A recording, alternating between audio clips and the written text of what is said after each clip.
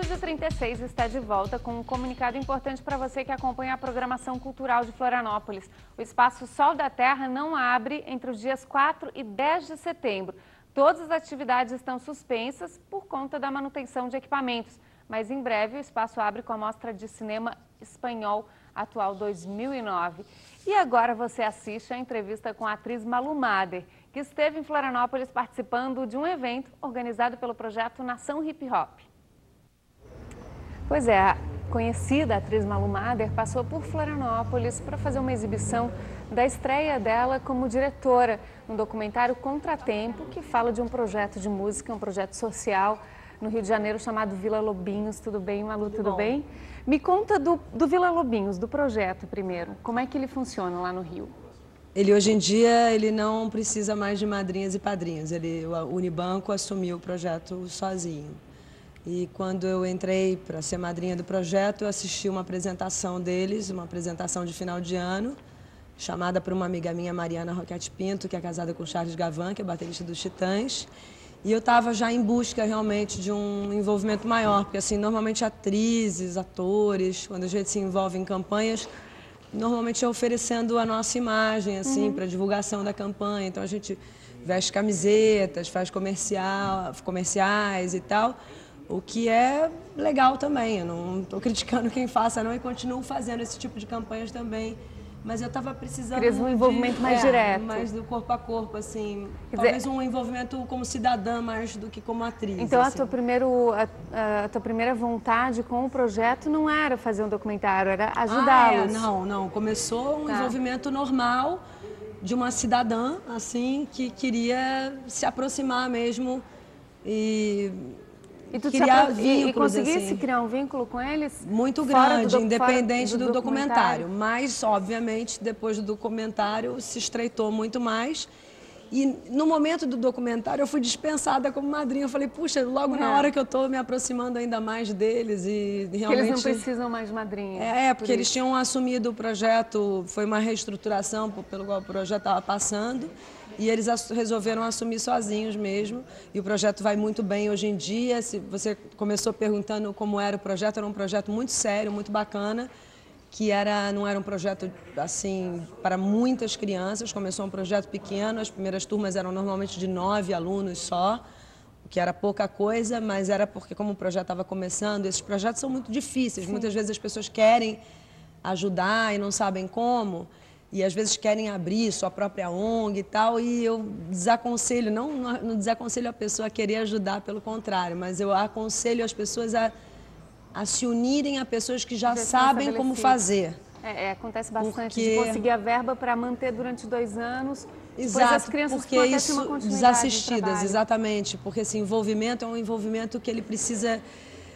Há de se ter muita responsabilidade com isso, é como uma adoção, você não pode depois devolver, né? Então, e essas crianças, elas foram adotadas pelo projeto. Quanto tempo tem o Vila Lobinhos? O Vila Lobinhos, ele já tem, eu acho que ele começou em 2000, quando eu fui assistir, era o final de 2001, e ele continua firme e forte. Há um outro projeto também que depois se desdobrou desse também, Vila Lobos e as Crianças, que também tem a ver com esse. Tem algum... E depois eu tive a feliz surpresa de saber que há muitos outros projetos no Rio de Janeiro, assim como imagino no resto do Brasil, mas há outros projetos no resto do Brasil também com o nome do Vila Lobos. É importante lembrar que esse ano é o ano cinquentenário da morte do Vila Lobos, que é um grande compositor brasileiro, um grande homem brasileiro que tinha como sonho que o ensino da música nas escolas públicas de todo o Brasil, e acreditava nisso como uma possibilidade de inserção, né, dessas crianças. E tu e a música erudita, a música clássica, tu és conhecida por teu envolvimento com o rock nacional. Na verdade eu não tenho um histórico muito... De música erudita. Tu aprendestes com eles?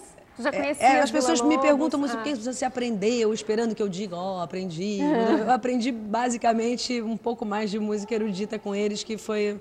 Uma coisa que a princípio me encantou muito quando eu fui assistir a formatura, exatamente era isso, assim, até a propósito, um preconceito meu, você se impressiona muito, eu não poderia ter ido muito mais ao municipal, ver orquestras e tal, e era um buraco na minha formação isso, porque eu sempre gostei muito de música, mas sempre ouvi muito música popular brasileira e muito música popular americana, né? Que é, acho, a maior música, assim, ao lado da... A tua formação musical até então era essa? Era essa. E quando eu vi aqueles meninos, né, de favela, tão jovens, assim, já conhecendo, né, peças, assim, eruditas que eu nem sonhava conhecer. E quando fui fazer o documentário, então, que perguntava muito para eles. Depois isso nem entrou no documentário em si, mas vai entrar agora no DVD, nos extras. Eu coloquei muito, assim, perguntando para eles quais eram os compositores preferidos. Então, Mendelssohn, não sei o quê. Eu falei, meu Deus, que ignorante eu sou. Eles sabem tantos compositores. Eu não conhecia pouco, assim, de muitos compositores que eram os preferidos deles, então aprendi bastante com eles nesse sentido. Que legal.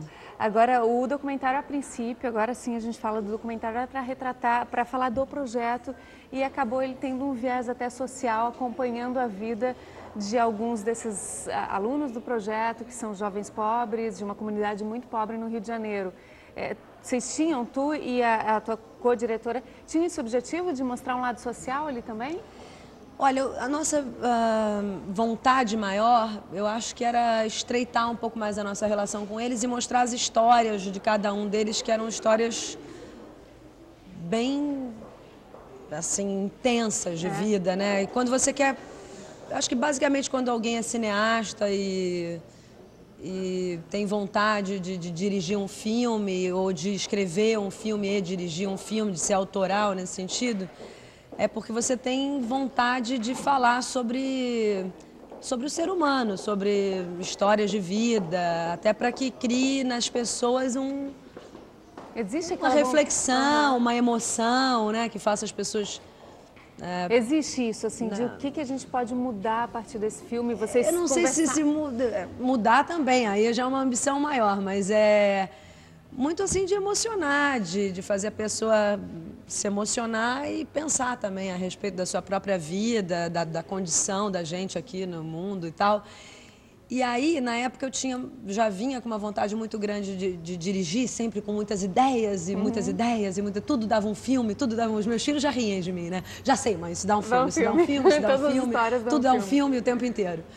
É uma coisa absurda.